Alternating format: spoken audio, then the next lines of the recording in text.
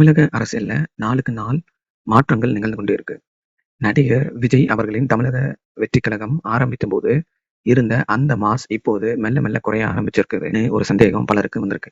குறிப்பாக கடந்த சில நாட்களாக முஸ்லிம் அமைப்புகள் தவேகாவை விட்டு வெளியேறி வர செய்தி வெளியாகியிருக்கு.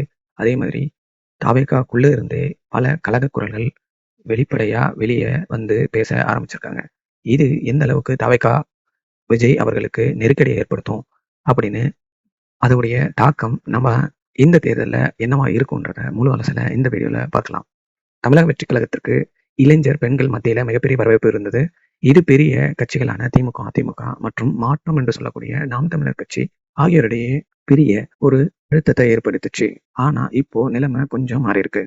விஜய் எதிர்பார்த்த காங்கிரஸ் திமுக கூட்டணி கூட ஆட்சியில பங்கு அதிகாரத்துல பங்குன்னு சொல்லியும் ஒரு பெரிய கட்சி கூட தாவேகா கூட கூட்டணி வைக்காதது ஒரு அதிருப்தியை ஏற்படுத்தியிருந்தாலும் அவர்களுடைய ரசிகர்கள் மத்தியில ஒரு பெரிய தாக்கத்தை ஏற்படுத்தல. விஜய் தான் மாற்று என்ற கோஷம் இன்னும் அதிகரிச்சிருக்கு. இதற்கிடையில தான் விஜயுடைய மனைவி சங்கீதா எனக்கு விவகாரத்து வேணும் அப்படின்னு நீதிமன்றத்துல மனு கொடுத்திருந்தாரு. விஜய்க்கு இன்னொரு நடிகையுடன் தொடர்பு இருக்கிறது என்று பெரிய சர்ச்சை எழுந்தது. இது தவகாவினர் மத்தியில் சலசலப்பை ஏற்படுத்தியது. ஆனா இது அவர்களின் தனிப்பட்ட விஷயம் என்று பலரும் ஆதரவு தெரிவிச்சிருந்தாங்க. இந்த நிகழ்வு ஹாட் டாபிக்கா இருந்த அதே நேரத்தில் இன்னொரு அதிர்ச்சி சம்பவம் நடந்துச்சு. மார்ச் 5 விஜய் மற்றும் த்ரிஷா ஒன்றாக வந்த வீடியோ வைரல் ஆச்சு. ஏற்கனவே எரிஞ்சு கொண்டிருக்கிற நெருப்புல எண்ணெயை ஊத்துற மாதிரி இந்த நிகழ்வு அமைஞ்சிச்சுன்னு தான் சொல்லணும். சங்கீதா அவர்கள் தாக்கல் செய்த மனுவில் 2021 ஒரு நடிகையுடன் தொடர்பு இருந்தது அப்படின்னு குறிப்பிட்டிருந்தாங்க. இப்போது நிலங்களை வீட்டுல தனக்கு தங்க உரிமை வேண்டும்னோ தான் மன ரீதியா பாதிக்கப்பட்டிருப்பதாகவும் கூறியிருந்தாங்க. இது ரசிகர்களிடையே பெரிய விவாதத்தை கிளப்பிருச்சு. பையன் சஞ்சய் வாடகை வீட்டுல இருக்காருனோ, மகள் ஷாரா பிஜில தங்கியிருக்காருனோ தகவல் வெளியாகி இருக்கு. விஜயின் இந்த தனிப்பட்ட விவகாரம் அவங்க கட்சியிலையும் பிரதிபலிச்சிருக்கு. அது என்ன என்றதை பார்க்கலாம். மிக முக்கியமான விஷயமா, கடந்த 8 மாதங்களாக தவகாவுடன் இருந்த ஜனநாயக முஸ்லிம் மக்கள் கட்சி இப்போது தனது ஆதரவை வாபஸ் பெற்றிருக்காங்க. கட்சியில் செயல்பாடு சரியில்லை அப்படின்றத அவங்க குறிப்பிட்டு தன் தவகாவிலிருந்து விலகி திமுகவில் இணைவதாக அவங்க கூறியிருக்காங்க. இது பிரஸ் ரிலீஸா வெளியாயிருக்கு. இந்த விஷயம் பெரிய பரபரப்பை ஏற்படுத்திருக்கு. ஆனா இன்னொரு முஸ்லிம் கட்சியான தமிழ்நாடு முஸ்லிம் லீக் முஸ்தபா தலைவராக இருக்கும் இந்த கட்சி தவகாவுடன் கூட்டணியில் இருந்தது. இப்போ அதுவும் வெளிவர பார்த்துட்டு இருக்காங்க அப்படின்ற செய்தி சோசியல் மீடியால மிகப்பெரிய பரபரப்பை ஏற்படுத்தியிருக்கு.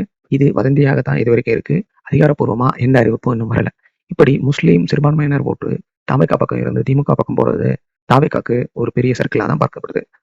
அடுத்து முக்கியமா தவேகா கட்சியிலிருந்து ஒரு முக்கியமான நிர்வாகியா இருந்த ரஞ்சனா நாச்சியார் அளித்த பேட்டி தற்போது மிக வைரலாகி இருக்கு. தலைமைக்கும் நிர்வாகிகளுக்கும் இடையே பெரிய இடைவெளி இருக்கு என அவர் வெளிப்படையா கூறியிருக்காரு.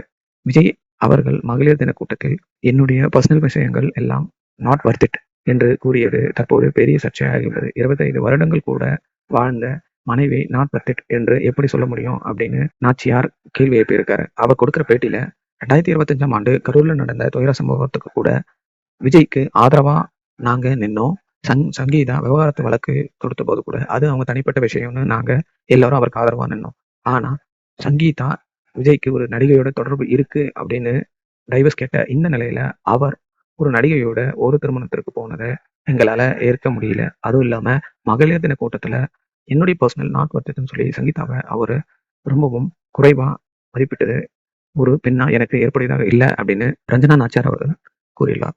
ஸோ இந்த எல்லா விவாதங்களுக்கும் நடுவில் மகளிர் கூட்டத்துல அவர் பங்கேற்ற போது இந்த எல்லா சர்ச்சைகளின் தாக்கம் தவேகாவின் ஆன்லைன்லயும் வெளிப்பட்டிருக்கு.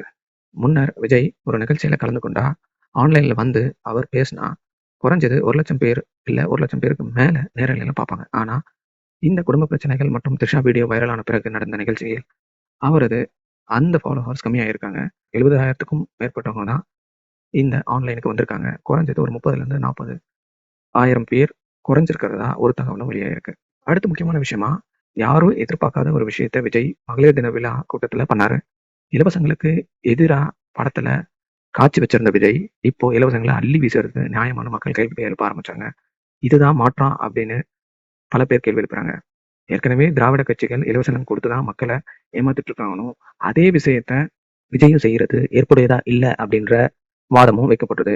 எங்களுக்கு இலவசம் வேண்டாம், வேலை வாய்ப்பு, பாதுகாப்பு, டாஸ்மாக் மூடுதல் தான் வேணும் அப்படின்னு மக்கள் கேட்குறாங்க. மொத்தத்துல புதிதா வந்த ஒரு கட்சி தொடங்கும் போது இத்தகைய சவால்கள் வருவது சாதாரணம் தான். ஆனா தொடர்ந்து முஸ்லிம் அமைப்புகளின் ஆதரவு குறையறதும், நிர்வாகிகள் விலகறதும், நிர்வாகிகள் வெளியே வந்து தாவேக்கால பெண்களுக்கு முன்னுரிமை கொடுக்கப்படல அப்படின்னு தாவேக்கா தொண்டர்களே வெளியே வந்து பேசுறது தாவேக்கா தொண்டர்களின் உத்வேகத்தை குறைக்கிற மாதிரி இருக்கு. தாவேக்கா தொண்டர்களின் ஒரே ஆசை என்னவென்றால் தனிப்பட்ட சர்ச்சைகளில் சிக்காமல் மக்களுக்கு தேவையான மாற்றத்தை நோக்கி கட்சி கவனம் செலுத்த வேண்டும் என்றதுதான்.